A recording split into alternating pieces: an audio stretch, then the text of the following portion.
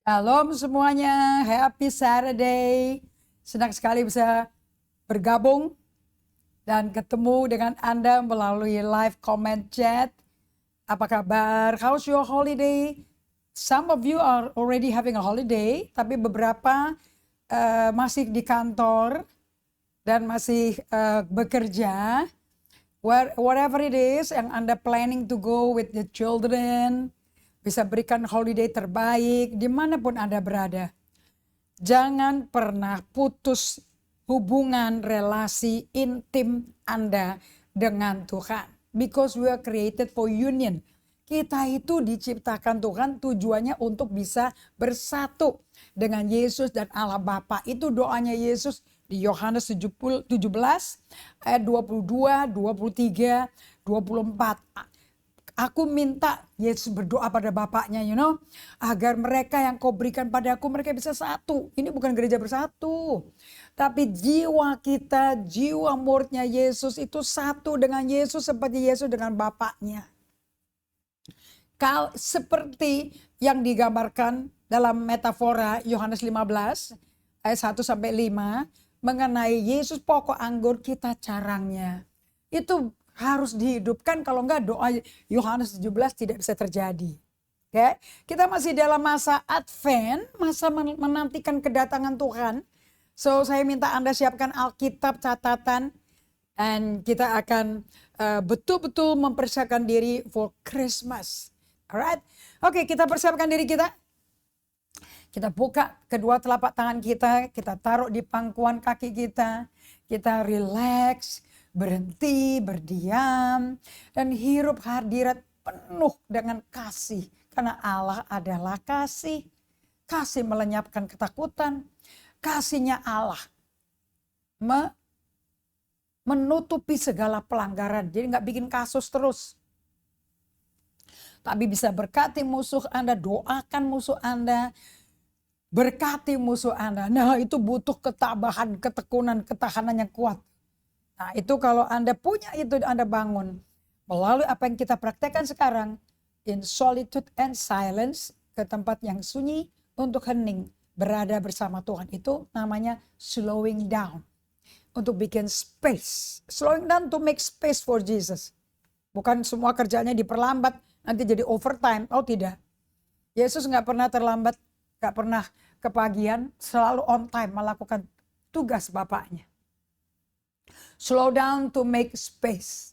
Amin. Mari kita datang ke hadapan Tuhan. Bapa yang terkasih, tuntun kami untuk bisa berada bersamamu. Mari kita hirup hadirat kasih Allah. Duduk tenang, tanpa gadget apapun. Kalau Anda pakai handphone, taruh di airplane mode. Tarik hadirat Allah keluar dari dalam pusat epicenter hati kita, perut kita. Biar kita hirup hadirat Allah sampai memenuhi pikiran, emosi, kehendak kita.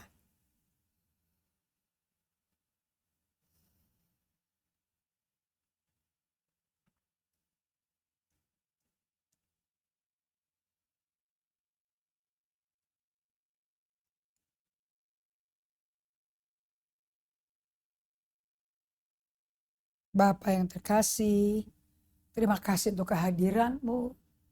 Kau melihat begitu banyak jiwa-jiwa yang menantikan Engkau. Kau sangat tersentuh hatinya, rindu, kerinduan-Mu tercapai karena banyak para pemirsa yang berdiam, menantikan Engkau, menyambut Engkau. Karena tujuannya untuk berada bersama Allah, bukan berbuat untuk Allah. Tapi apa yang kita buat untuk Allah tidak akan tahan lama. Kecuali itu ditopang dengan berada bersama Tuhan. Terima kasih ya Bapak, aku berdoa di dalam nama Yesus Kristus. Kasih setiamu kekal. Roh Kudus pimpin kami. Buat kami mengalami Tuhan secara pribadi. Dalam nama Yesus Kristus. Amin. Oke, saya bawa Anda ke bagian daripada permulaan dari Injil Perjanjian Baru. Itu untuk menjadi perenungan, menjadi meditasi, untuk kita mengunyah supaya firman itu jadi hidup di dalam kita, kasih makan manusia roh kita, kekuatan jiwa kita. Nah, kita masih di musim yang namanya Advent. H-5 ya, H-5. Ini kita akan belajar bagaimana kenapa kok perjanjian baru oleh Matius, muridnya Yesus, kayak akuntan. Kok dia mulai dengan silsilah keluarganya Yesus. Kenapa ya kok dia tulis silsilah keluarganya Yesus? Ya, Anda ambil kertas, ambil catatan. Nah, sambil saya menunggu. Oke. Saya mau bagikan bagi Anda yang baru pertama kali dengar kata Advent, karena Anda ada di grup sinode aliran Pentakosta, karismatik. Anda mungkin nggak ngerti apa itu Advent. Wah, masa Advent adalah musim di mana kita mengenang kedatangan Kristus pertama kali bagi Anda yang sudah lahir baru. 2000 tahun yang lalu ya. Sebagai bayi yang lahir di Bethlehem dan menantikan kedatangan kembalinya Yesus. Kedatangan kembalinya dia ke bumi dengan tiupan sangkakala, tiupan kemenangan. Dan di situ semua orang yang balik lihat ke dia dalam sekejap mata diubahkan. Kita yang selama ini memandang Tuhan dari jauh, sekarang bisa lihat muka ke muka. Nah, itu antisipasi kerinduan. Dia akan kembali dan akan memperbarui dan menebus setiap ciptaan yang telah jatuh dalam dosa. Sekalipun kita udah lahir baru bertobat, kita bisa jatuh dalam dosa. Oke, tapi semuanya lagi menantikan Tuhan. Dengan cara Anda melakukan solitude and silence minimum 2 kali sehari. Dan Anda lakukan lectio divina untuk Anda izinkan mengulang-ulang. Ya, mengulang-ulang firman Tuhan seperti sapi ngunyah-ngunyah berulang-ulang 8 kali rumput sampai bisa melahirkan susu yang khasiatnya luar biasa. Oleh karena itu masa Advent adalah waktu untuk merenungkan janji-janji Allah dan untuk mengantisipasikan penggenapan janji tersebut. So it's a waiting season, it's a hopeful season. Ini bukan waktu yang menyedihkan tapi hopeful season. Okay? Advent adalah waktu yang indah untuk mengingat semua kebaikan Allah, janji yang dia belum genapi. Dan penuh sukacita. Itu kenapa kita merayakan Advent dan merayakan kelahiran Yesus Kristus. Oke, kita mulai dengan silsilah Yesus Kristus. Anda dan saya baca ya. Silsilah Yesus Kristus. Anda kalau lihat di tanda kurung, Lukas juga bikin loh. Di Lukas 3 ayat 23-38. Nah, nanti kita lihat bedanya di mana. Inilah silsilah Yesus Kristus anak Daud, anak Abraham. Abraham memperanakan Ishak, Ishak memperanakan Yakub, Yakub memperanakan Yehuda dan saudara-saudaranya. Yehuda memperanakan Peres dan Zerah dari Tamar. Peres memperanakan Hezron, Hezron memperanakan Ram. Dan Ram memperanakan Abinadab.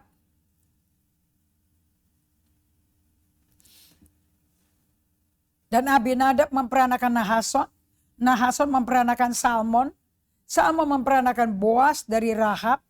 Boas memperanakan Obed dari Rut. Obed memperanakan Isai. Isa memperanakan Raja Daud. Daud memperanakan Salomo. Dan Salomo memperanakan Rehabeam, Rehabeam memperanakan Abia, Abia memperanakan Azah, Asa memperanakan Yosafat, Yosafat memperanakan Uzia, Uzia memperanakan Yotam, Yotam memperanakan Ahas, Ahas memperanakan Hizkia, Hizkia memperanakan Manasye, Manasye memperanakan Amon, Amon memperanakan Yosia, Yosia memperanakan Yekonya dan saudara-saudaranya pada waktu pembuangan ke Babel. Sesudah pembuangan ke Babel, Yekonya memperanakan Shealtiel, Shealtiel memperanakan Serubabel, Serubabel memperanakan Abihud, Abihud memperanakan Eliakim, Eliakim memperanakan Azor, Azor memperanakan Zadok, Zadok memperanakan Akim, Akim memperanakan Elihud, Elia memperanakan Eleazar, Eleazar memperanakan Matan, Matan memperanakan Yakub, Yakub memperanakan Yusuf, suami Maria yang melahirkan Yesus yang disebut Kristus.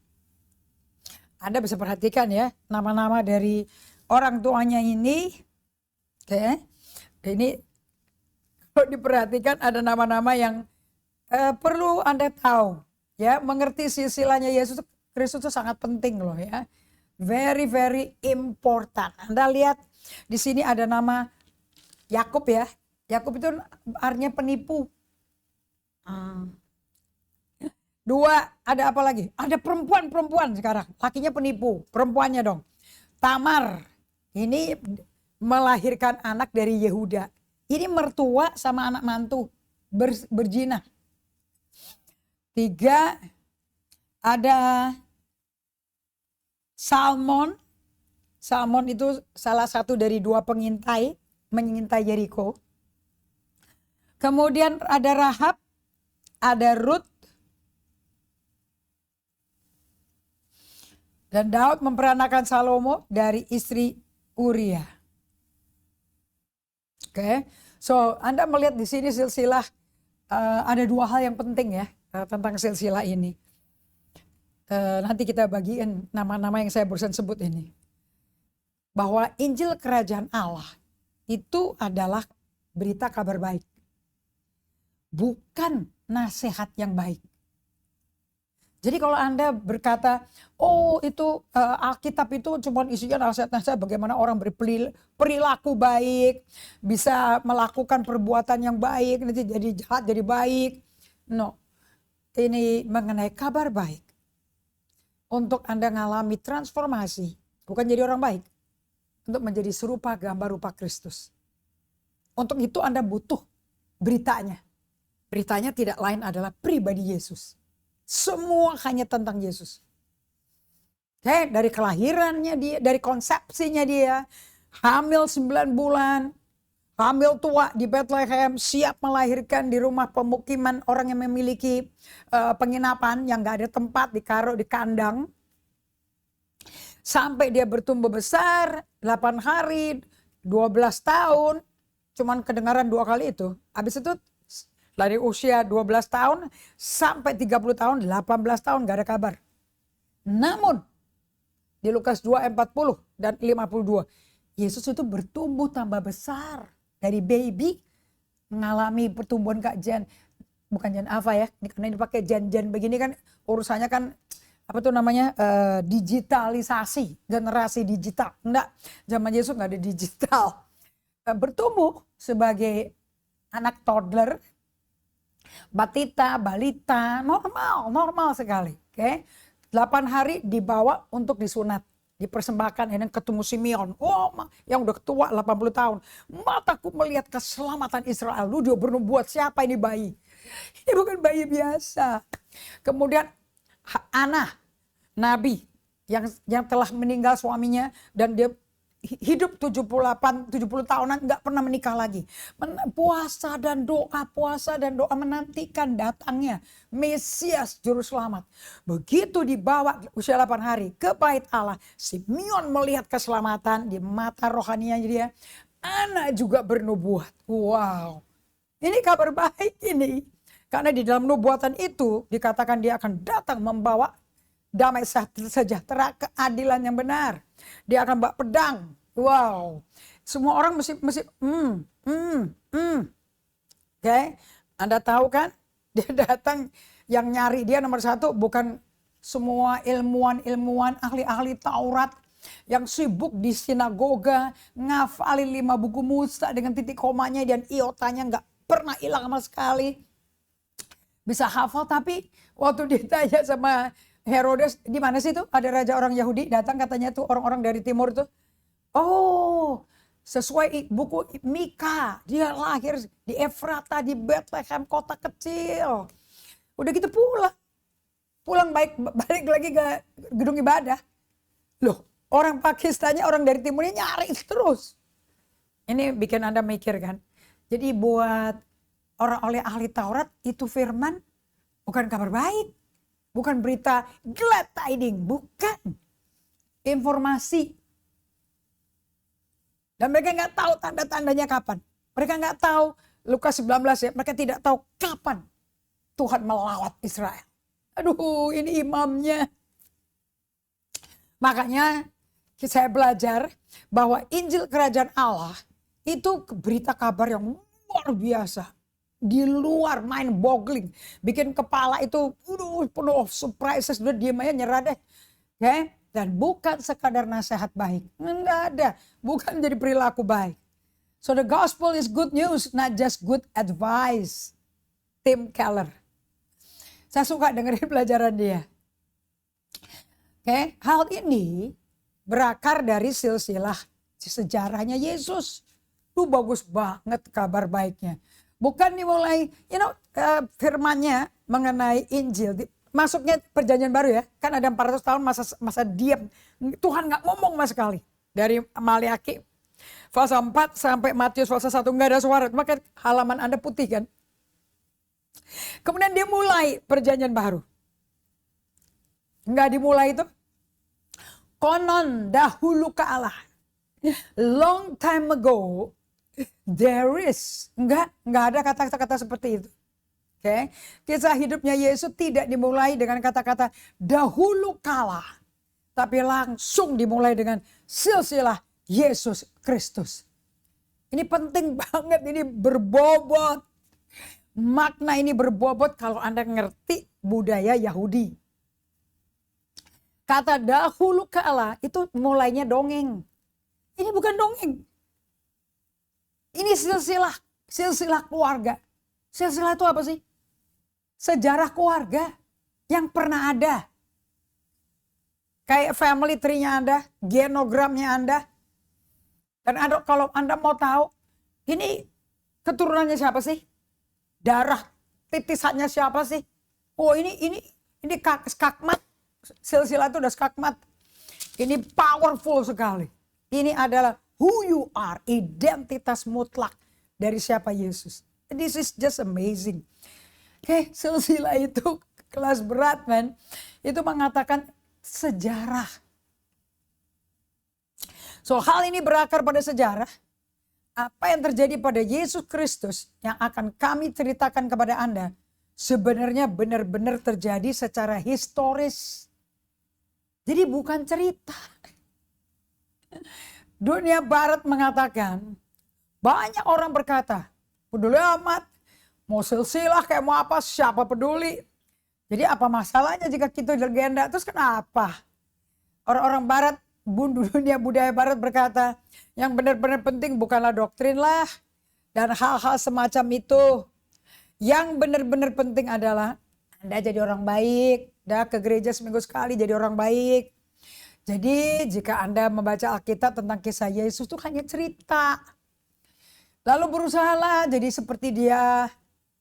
Berusaha aja. Itulah yang sebenarnya Tuhan inginkan. Itulah yang sebenarnya kita butuhkan. Udah cukup aja. Ini adalah pembicaraan. Kalau Anda dengerin interview orang-orang di budaya barat. Ini yang mereka ngomong. Kayak kita melakukan apa yang dikatakan doktrin. Gak masalah, gak penting. Yang penting adalah Anda jadi orang baik aja. Gak jahatin orang. Hidup seperti Yesus Kristus tuh terlepas dari apakah dia benar-benar hidup atau mati atau enggak. Well, dia tuh contoh teladan orang bermoral yang hebat. Aduh, ini namanya diluting the truth, ngencerin konsentrat dari kebenaran yang pada hakikatnya adalah Tuhan. Ingat loh ya, pada mulanya adalah firman, firman bersama Allah, firman adalah Allah. Ini adalah doktrin budaya barat. Anda tahu nggak orang kalau berkata, udah jadi orang baik aja. Tim Keller berkata, apa yang mereka ngomong, itu mereka bikin doktrin. Itu doktrin. Tapi doktrin apa yo? The doctrine of justification by works. Anda dibenarkan oleh karena perbuatan Anda. Nah itu sama kayak orang ahli Taurat dan orang Farisi dan Saduki. Perbuatan Anda membenarkan Anda. Tapi hatinya gak ada kasih. Hatinya jauh dari mengasihi Allah. Gak ada kasih Allah. Makanya waktu mereka lihat Yesus. Ini siapa sih ini orang? Orang sakit sembuh. Orang buta melihat. Orang tuli mendengar. Terus orang-orang yang disembuhkan ini. Kok dia bisa bilang dosamu diampuni? Ke wanita pendarahan 12 tahun. Dosamu diampuni, imanmu nyelamatin kau, pergilah. Mereka marah. Maksud kamu model kayak gini, ini Allah punya kuasa, yang punya kuasa mengampuni cuma Allah. Kamu. Kali mereka waktu itu belum baca ya silsilah Yesus ya. Tapi kan ada silsilah di kitab Tawari 1, Tawari 2. Ada silsilah di 1 Raja-Raja, 2 Raja-Raja kok. Bisa kok dilihat di situ. Nah, saking banyaknya tulisan dari 5 buku kitab Taurat, jadi kusut, jadi kayak benang kusut. So mereka pada nggak peduli, nggak baca lagi, mereka udah jago, jadi nggak usah buka-buka buku lagi. Padahal yang di buku yang mereka hafalin itu sedang jalan di depan mereka. Karena ingat kan Nikodemus, Yohanes 3 ayat 1-10, malam-malam hari dia datang ke tempat di rumah di mana Yesus tinggal. Jadi Yesus di rumah loh. Dan dia bertanya tok tok malam-malam supaya nggak dilihat orang Farisi. Karena kalau dilihat dia datang ke Yesus, dihukum mati, ditendang, nggak bisa termasuk kalangan rabi-rabi penting. Dan dia bertanya, kamu dari Allah ya? Jawaban Yesus, kecuali kamu lahir dari air dan roh, kamu tidak bisa melihat kerajaan Allah. Apa yang lahir dari daging-daging, apa yang lahir dari roh adalah roh. Kamu harus lahir baru. Kalau tidak bisa masuk kerajaan Allah. Wow, Yesus konsisten loh. Dari yang ngomong kepada Nikodemus sama dia ngomong dinubuatin oleh Yesaya. Yesaya 7 ayat 14, Yesaya 9 ayat 5, Matius 1 ayat 2. Konsisten. Apa yang dinubuatin Yesaya terjadi semua. Seorang anak telah lahir, seorang putra telah diberikan padamu. Allah yang perkasa. Raja damai, Bapak yang baik. Ini kelasnya bukan bayi. Ini jadi Natal tuh bukan pernah perayaan bayi. Masuknya, nerobosnya, penetrasi kerajaan Allah, masuk ke kerajaan dunia. Itu yang paling geger tuh iblis tuh. Dia pasti tahu datangnya hadirat keraja segala raja. Dia tahu kan. Iblis percaya pada nama Tuhan dan gemetar. Orang Farisi nggak gemetar, kita dan Anda dan saya gemetar ya, gemetar, right? Everybody see him, and dia perkenalkan dirinya, I'm the king, dari kerajaan Allah, dari kerajaan sorga. Dan ini karena kerajaan itu dimiliki keluarga, nah ini keluarganya silsilahnya. Karena ada silsilah itu ya dan amin, dia datang ke bumi sebagai manusia komplit. Darah nyawa dibungkus badan tanah liat. Bener itu. Reality kalau nggak ada silsilah dibikin. Anda tahu ya kitab suci itu mutlak loh. Infallible. Tak bisa salah. Ini pada mulanya adalah firman. Firman bersama Allah. Firman adalah Allah. Right? So lucu sekali bahwa doktrin ini mengatakan bahwa doktrinnya Yesus nggak penting. Tetapi menjalani hidup yang baik-baik. Nggak bikin macam-macam. Sebenarnya itu kan doktrin. Kita menyebut itu namanya doktrin pembenaran melalui perbuatan. Mana ada perbuatan kita sempurna. Yakobus berkata, kamu mau hidup sesuai hukum Taurat melalui berbuat. Kamu gagal satu, gagal semua kamu. Dan upah kegagalanmu maut loh. Gak bisa, itu udah berantai. Itu 10 perintah Allah berantai. Gak bisa di break. Makanya apakah kita benar ya udah mentaati 10 perintah Allah? Nah, wong di situ ada 4 ayat topiknya sama semua. Untuk demi hubungan dengan Allah tuh satu. Anda tahu yang mana? 4 ayat diulang-ulang topiknya sama. Ingat sabat. Itu perjanjian Allah. Kejadian 2 ayat 1, 2, 3. Kepada Adam. Ingat sabat. Kuduskan sabat. Kalau gak mati kau. Itu gak main-main. Kok kita melanggar sabat? Gak apa-apa ya. Tapi kalau berzina apa-apa. Kenapa ya? Hukum Allah dilanggar ya dilanggar. Upah dosa ya maut. Betul gak? So ini adalah sebuah keyakinan bahwa sebenarnya gak masalah kok apa yang Anda yakini. Selama Anda menjalani hidup baik-baik. Baik-baik di mata siapa ya Bapak Ibu ya. Terus orang-orang Yahudi pada bikin apa? Dibikin doktrin sendiri. Doktrin Injil Yesus Kristus dia gak gubris. Tapi nanti kita tahu akhirnya Nikodemus dan Yusuf Arimatea, pemimpin-pemimpin agama Yudaisme, akhirnya mereka lahir baru. Karena mereka yang ada di bawah kayu salib waktu Yesus mati. Mereka rindu pasti. Itu 3,5 tahun kali ya nunggunya. Jadi keselamatan tuh dapatnya nggak cepet-cepet. Nggak seperti cepet dapat jadi anggota gereja baru. Tiba-tiba ribuan. No, it doesn't work that fast. Tetapi saya ingin Anda tahu bahwa jika Anda memutuskan bahwa apa yang akan membuat Tuhan itu senang dengan Anda, atau apa yang akan membuat Anda ke surga adalah menjalani hidup yang baik, maka Anda akan menjadi orang yang sombong dan berpikir, saya lebih baik daripada orang lain. Saya hidup sesuai standar saya. Anda ingat orang Farisi yang berdoa? Di samping orang tukang pajak yang jahat. Saya tidak seperti orang sebelah saya. Saya tidak berzina. Saya bayar perpuluhan. Atau Anda akan menjadi orang yang selalu merasa bersalah, nggak layak terus. Karena Anda tidak hidup sesuai dengan doktrin orang baik. Doktrin hidup baik. Nah itu justification by works. Itu doktrin kayak gitu ya. Anda gagal satu, gagal semua loh. Jadi banyak orang gagal tuh aliran itu. So Yesus Kristus datang ke dunia bukan untuk menunjukkan kepada manusia bagaimana hidup, how to live. That's not the purpose. It's to establish the kingdom of God. Yesus Kristus datang bukan untuk menunjukkan kepada kita bagaimana hidup kok agar kita dapat nyelamatin diri sendiri. No, that's not the key. Ia datang untuk nyelamatin kita. Ia datang untuk menjalani hidup yang seharusnya kita jalani. Betul apa tidak Bapak Ibu?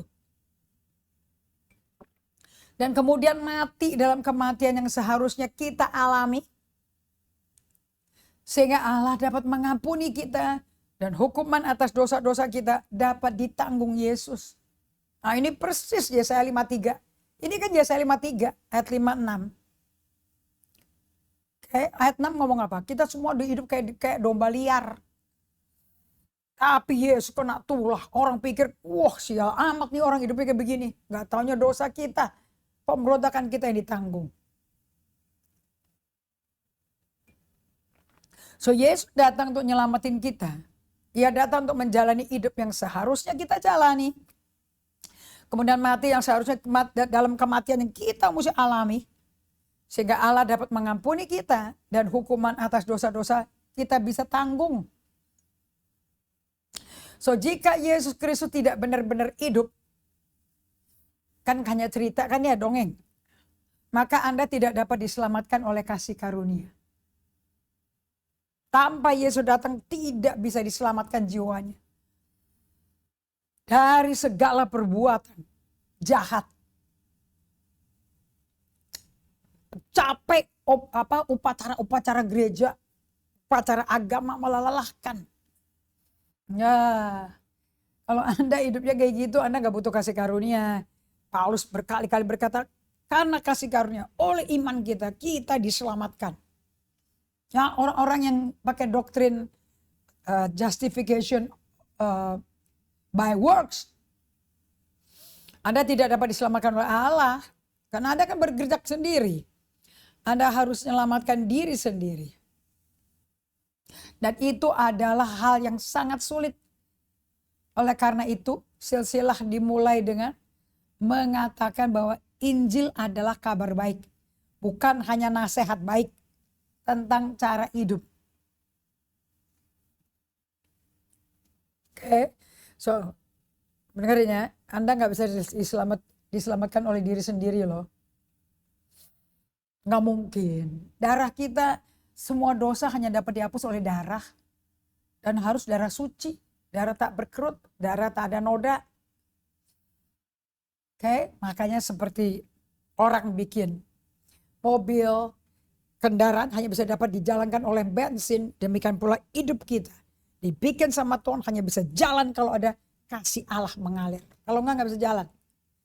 Dan kasih Allah mengalir buat apa? Mengenang kasih sayang. Atau menerima dia. Menjadi penguasa tubuh kita. Karena dia raja. Coba orang Majus nggak pernah ngomong bayi-bayi yang dia raja orang Yahudi mana. Jadi Anda tidak dapat diselamatkan oleh Allah. Anda harus menyelamatkan diri sendiri. Dan itu adalah hal yang sangat sulit. Oleh karena itu silsilah dimulai dengan mengatakan bahwa Injil adalah kabar baik. Bukan nasihat tentang bagaimana cara hidup baik-baik. Injil lah yang kabar baik. Bukan yang dibikin sama Herodes. Injil adalah kabar baik bahwa Allah telah nyelamatin kita. Nomor 2, saya mau bagikan pada Anda.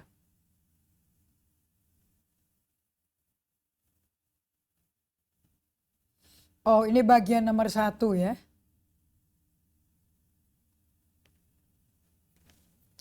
Yang kedua, kenapa spesial mengenai kelahiran Yesus? Sebab silsilah Yesus menunjukkan pada manusia bahwa silsilah juga menunjukkan bahwa Injil memutarbalikkan nilai-nilai kerajaan Tuhan. Oke, satu silsilah itu mengatakan bahwa dia lahir benar dan hidupnya secara historis bisa dibuktikan. Dia bukan bintang film. Yang kedua, silsilah Yesus menunjukkan pada manusia bahwa itu silsilah menunjukkan bahwa Injil sedang muterbalikan nilai-nilai dunia. Nah, bagaimana kalau saya tantang Anda sekarang? Anda dan saya melihat silsilah dan kita mengatakan interesting. Betul enggak? Padahal itu bukan hal interesting, itu adalah resume. Kurikulum vitae Anda. Resume. Karena apa? 1, keluarga adalah segala-galanya. Dan yang selalu Anda lakukan adalah memberikan bukti. Saya anaknya ini, saya dari keluarga ini. Kalau bagus-bagus, wah senang sekali ngomongnya. Nempel-nempel ke nama orang terkenal. Sekalipun tante, sekalipun dari suami Anda, pokoknya gak ada tempelan. Galatia 1 ayat 10. Kalau masih menempel, engkau bukan sama sekali sekadar informasi, tapi itu sejarah Bapak Ibu. Keluarga adalah segalanya dan selalu Anda lakukan adalah memberikan bukti Anda dengan memberikan silsilah pada orang lain. Bukti bahwa Anda ada hubungan darah, bukti bahwa Anda keluarga, Anda mesti keluarin silsilah. So itu powerful gak? Itu identitas. Nomor 2, Anda selalu membanggakan orang-orang yang terkenal dan hebat di dalam silsilah keluarga Anda. Jadi Anda akan mengatakan, saya dari pihak ayah saya ini berhubungan dengan keluarga ningrat. Atau sesuatu seperti, satu hal yang selalu Anda singkirkan dari silsilah keluarga Anda apa ya? Silsilah Anda dirapihin karena apa? siapapun yang Anda tahu tidak membaik, menurut tidak terhormat, tidak baik menurut keluarga kita ya. Kalau satu hal ada bagian dari keluarga kita yang nggak terkenal yang melakukan blunder ya, Anda nggak mau loh berasosiasi sama itu. Mungkin Anda singkirin dari family silsilahnya. Sensitif sekali kita. Okay. Tapi di sini dalam silsilah Yesus, Anda memiliki 4 wanita. Hampir tidak pernah dimasukkan kepada silsilah pada masa patriarki. Begitu juga dari ayah keempat anak. Ayah keempat anak ini membutuhkan supaya Anda bisa belajar dari mana asal usulnya Yesus ya. Di sini kita lihat di silsilah Yesus ada 4 wanita yang namanya tadi saya sebutin tadi, okay. Dan juga ada Yakub, artinya penipu. Dulu itu semua yang kepemimpinan di laki. Begitu juga dari ayah ke anak laki, ayah ke anak laki. Itu kelihatan itu di silsilah. Nah di sini kok di perjanjian baru ini di silsilahnya si Yesus, kok perempuan-perempuan semua yang masuk. Oke, kita lihat. Tamar yang ditiduri oleh mertuanya dan melahirkan anak. Ini hubungan incest. So Anda lihat di sini nama Yesus Yesus nggak malu loh, nggak kaget, nggak shock. Kok di dalam silsilah keturunan keluarga dia kok ada pelacur ya? Kok ada orang berzina ya? Kedua, Rahab. Rahab itu menikah sama Salmon, melahirkan Boas. Rahab siapa Bapak Ibu? Pelacur profesional. Hidupnya di dinding ya, tembok Yeriko. Kemudian siapa? Istrinya, ada Ruth. Siapa itu Ruth? Orang Moab, janda muda. Ini anak mantunya dari Naomi, artinya Tuhan bikin aku pahit. Yang pada waktu Bethlehem masa kelaparan, masa kemaraunya panjang sekali, satu keluarga pindah ke Moab. Padahal kan negara dilarang. Nggak boleh berasosiasi. Suaminya mati. Kemudian 2 putranya lagi mati, 3 laki mati. Nah waktu dia mendengar di Bethlehem sudah ada makanan, dia pergi. Kemudian 2 mantunya nguber, nggak boleh pergi. Tapi dia desek pulang. Yang tidak ada resiliensi, nggak ada ketahanan, pulang. Namanya Oprah. Yang kedua, Ruth. Ruth dahsyat itu, Ruth 1 ayat 6. Kemana kau pergi, ke situ aku pergi. Di mana negaramu, itu negaraku. Siapa Allahmu, itu Allahku. Wah luar biasa Ruth ini. Ya ini namanya muridnya Kristus ini. Jadi dia tuh udah murid Kristus sebelum dia dibawa Naomi ke Bethlehem. Sudah tahu. Tapi yang dia belum tahu, untuk menjadi pasangan suami istri. Itu dia belum tahu. Oke. Nah dia masuk ke Bethlehem. Wah dia tahu semua hukum Taurat. Sampai Boas, orang laki-laki lajang yang kaya sekali, ganteng sekali. Waktu Ruth bekerja, itu kalau buat orang miskin itu memetik gandumnya itu dari dari sekeliling pagar. Ruth taat sekali dan selalu bawa berkat untuk mertuanya makan. Yang satu lagi istrinya Uria, menarik loh. Anda bisa lihat di silsilahnya Yesus di ayat 8. Dikatakan Isai memperanakan Raja Daud. Daud memperanakan Salomo dari istri Uria. Kenapa kok ditulis istri Uria di dalam silsilahnya Yesus? Itu Batsyeba. Raja Daud, ayah dari berapa belas anak termasuk Salomo, tidak keberatan nama silsilahnya masuk di silsilah keluarga yang ada perempuan, istrinya pegawainya Daud yang berhubungan seks dengan Daud, dengan raja. Karena pakai kekuasaan raja dia panggil orang. Dan tanpa mereka tahu dua-duanya hamil. Oke. Lanjut lagi. Dari Rahab ke Rut, istri Uria. Kemudian Manasye. Ini udah anaknya Hizkia yang penyembah berhala. Bikin pecah Israel. Penuh deh. Jadi ketujuannya ada nama-nama ini buat apa ya Bapak Ibu? Menunjukkan pada Anda dan saya benar-benar Injil itu kabar baik. Ini buku kasih karunia.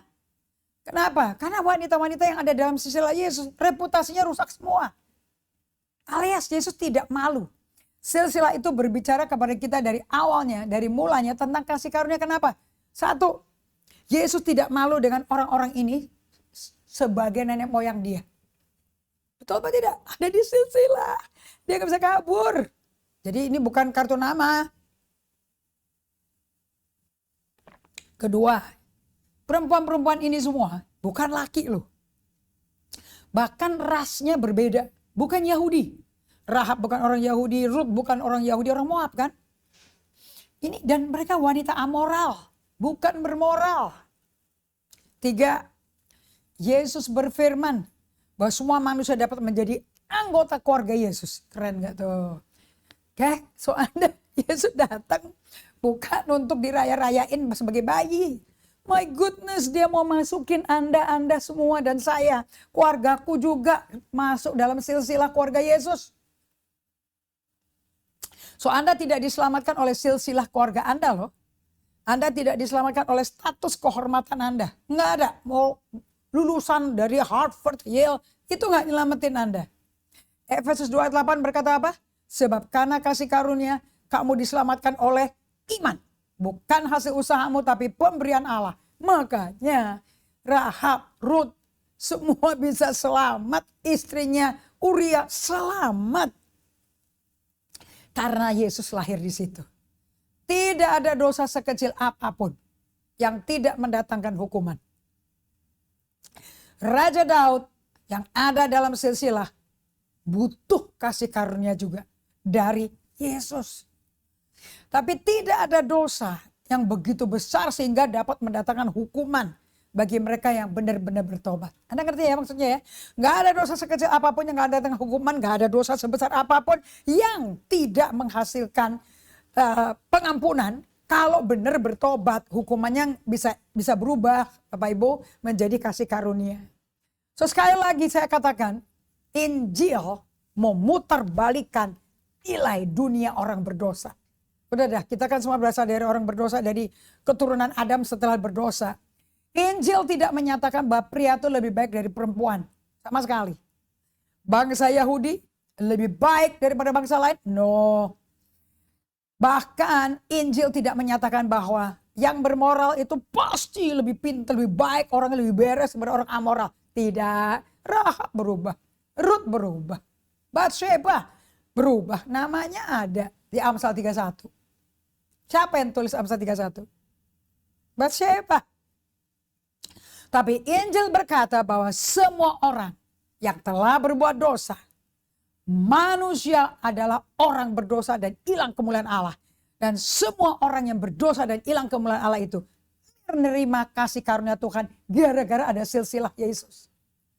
Maka silsilah keluarga Anda dan kredensial Anda, kecantikan, kegantengan, kekayaan Anda, harta Anda, nggak berarti, should not matter to us as Christian because they don't matter to God.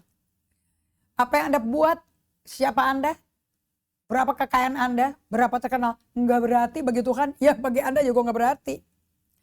Siapa Anda, apakah Anda tidak peduli apa yang Anda sudah lakukan, apa profesi Anda, apakah Anda pernah berada di perkemahan dekat pintu gerbang maut neraka, dosa Anda udah parah, udah kayak Paulus, mantan pembunuh berseri. Anda dapat menjadi anggota keluarganya Yesus. Amin. Hebat gak tuh? Oke. Nah bedanya silsilahnya Matius sama silsilahnya Lukas. Cuman di sini. Kalau silsilahnya Matius mulai dari Abraham. Sampai ke Babel. Silsilahnya Dokter Lukas dari Adam. Wow, keren gak itu? Wow, bagus sekali itu. So Anda bisa lihat dari Adam sama dari Abraham, silsilahnya Yesus. Benar-benar dari Adam aja udah masuk nama Yesus. Benar-benar Kejadian 3 ayat 15 digenapi Allah. Makanya Yesus mesti lahir dalam silsilah. Itu adalah identitas Anda yang sesungguhnya. Keluarga itu powerful. Keluarga itu identitas kita. Betul apa tidak? Anda bisa menjadi anggota keluarganya Yesus Kristus. Karena kasih karunia oleh iman Anda. Makanya Anda mesti dengar kabar baik. Makanya Yesus berkata di Markus 1. Setelah dia berdoa diganggu sama Simon bin Yunus. Itu banyak orang nunggu loh. Minta disembuhkan loh. Yesus berkata, mari kita pergi ke desa-desa lain. Untuk aku mengabarkan kabar baik. Kabar baik ini nih. Silsilahnya dia. Oke? Dan bukankah nama-nama itu ada semua di perjanjian lama? Ya dong. Yang ada di sini kan nama perjanjian lama semuanya. Betul? Perjalanan ke Babel sampai balik lagi 70 tahun perjanjian lama.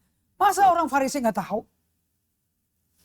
So penting sekali Anda tahu silsilahnya Yesus. Karena namamu ada di situ nanti. Kasih karunia oleh iman di sini bekerjanya dari awal Matius. Bukan nanti tunggu sampai Yesus mati di kayu salib di kitab Yohanes 19, Matius 26, 27. Bukan dari halaman 1. Karena kasih karunia kita diselamatkan. Ada amin? Mari kita berdoa supaya Anda bisa renungkan. Makanya dalam ya pewahyuan Injil ya. Bapa Surgawi, kami berterima kasih bahwa nama kita tuh benar-benar di-preserve bagus. Kalau kita hidup seperti carang anggur yang satu dengan pokoknya. Dan menerima hidup dan hidup berkelimpahan dari pokoknya. Melalui Yesus Kristus pokok anggur kita. Dan tidak pernah putus, maka kita bisa hidup dengan hidup yang berbuah.